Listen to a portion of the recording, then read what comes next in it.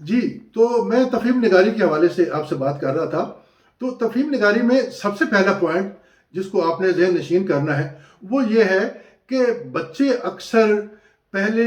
تفہیم کے سوالات پڑھتے ہیں. اس کی عبارت یا پیراگراف جسے ہم بولتے ہیں وہ بعد میں پڑھتے ہیں. اس میں بہت بڑی قباحت ہے، اور وہ قباحت یہ ہے کہ جب سوال بچے کے ذہن میں ہوتے ہیں، سوال نمبر 1 میں یہ پوچھا گیا تھا، سوال نمبر 2 میں یہ پوچھا گیا تھا،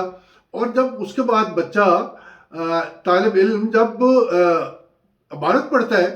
تو پھر جیسے ہی اس کو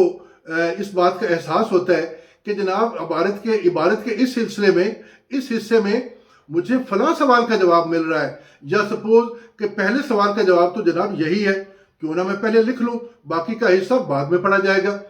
اور یہی وجہ بنتی ہے بچے کو کنفیوز کرنے میں،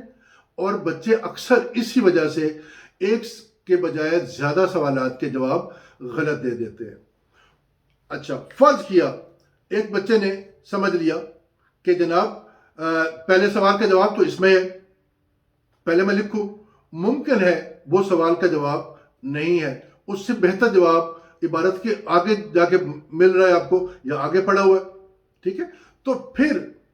آپ نہ صرف پہلا سوال غلط کریں گے بلکہ آپ وہ اگلا سوال جو ہے نا، فرض کیا آپ نے تیسرے سوال کا جواب پہلے میں لکھ دیا،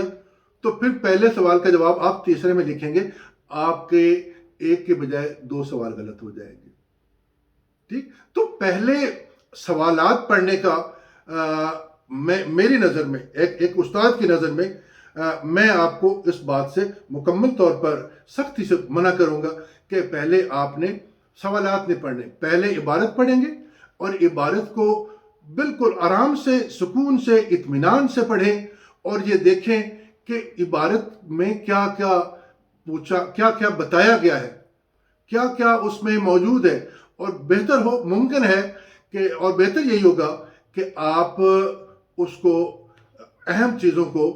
ہائی لائٹ کرتے جائیں، یا دوسرے لفظوں میں انڈر لائن کرتے جائیں، تو آپ کو پتہ چل جائے گا کہ اس پوری عبارت کے اہم